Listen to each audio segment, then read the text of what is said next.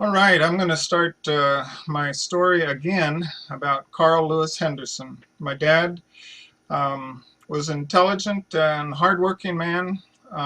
He uh, did a lot of things in his life. He was well known as a photographer and as a pilot, among other things. A lot of people knew him in the Church of Christ. He was involved in missionary work for 20 some years in Brazil.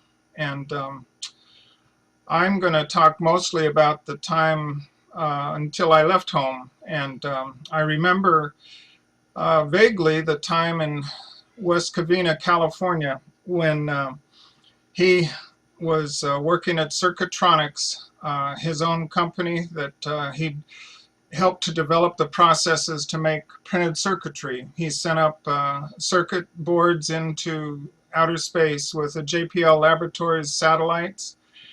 He was sending circuit boards to Motorola, who were developing early computer systems, huge, that didn't do very much.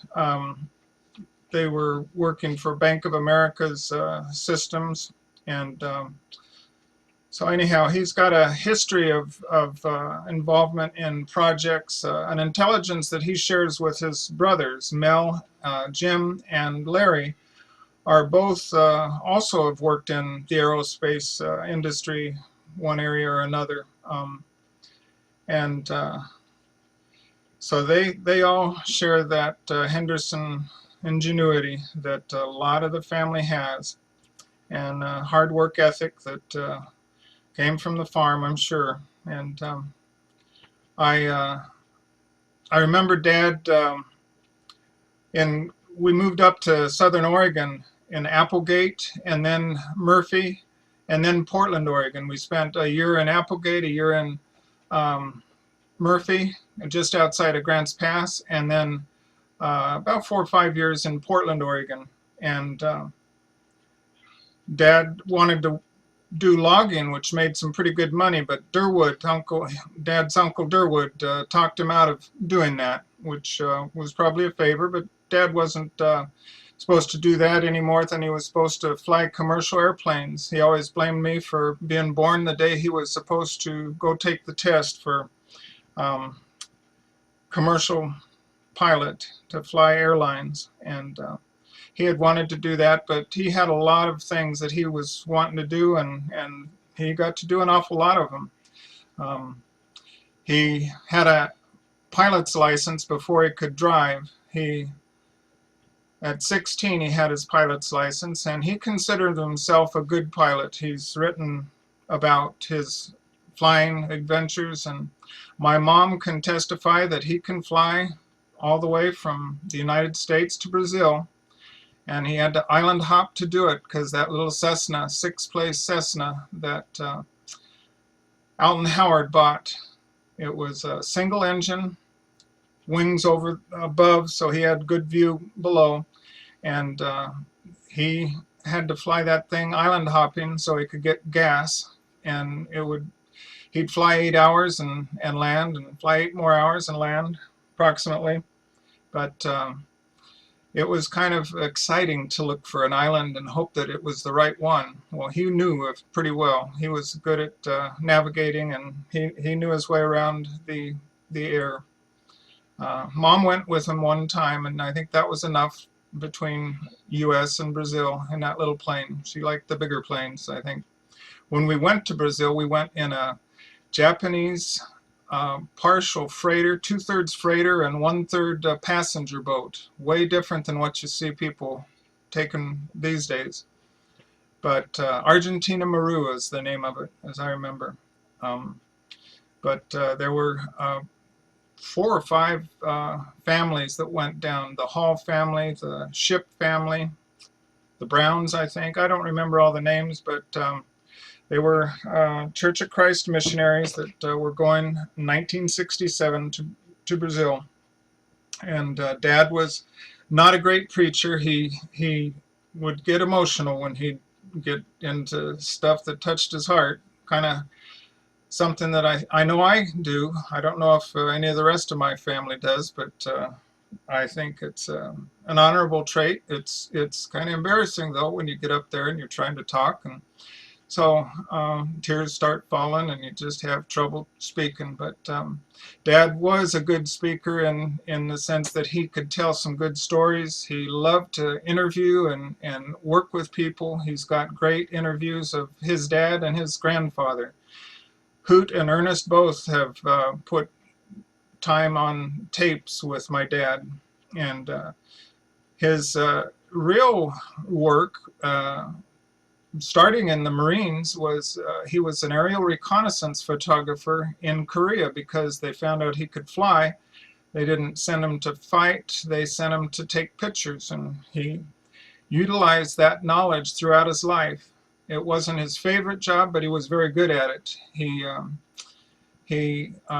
That's how he helped to develop printed circuitry using some of the chemical concepts that he'd learned in photography, and he could work with all the image transferring and stuff. He was very good. He made a globe, double map, both sides of a globe on a map, out of a huge circuit board that was in our house all the years I remember.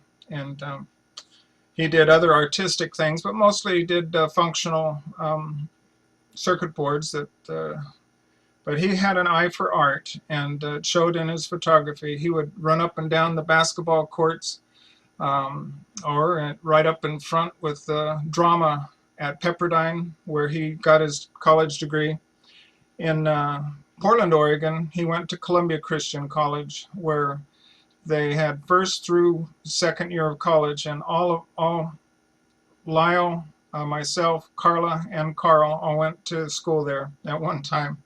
And he was a custodian, photographer, and student.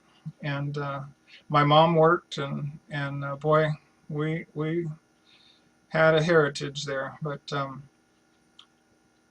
we were in Watts, LA area. Pepperdine used to be right on the edge of Watts.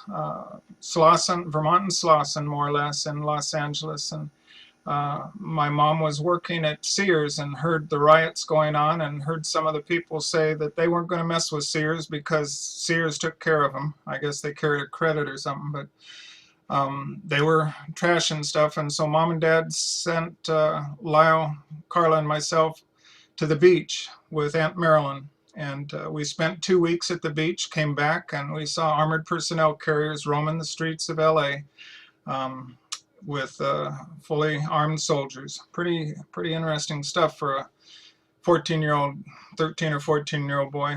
But I spent a year with Larry and Donna, and they can tell you how that went. Lyle, myself, and I think Carla, all three of us, we went to school the last year before we went to Brazil in Santa Ana, living with Larry and Donna.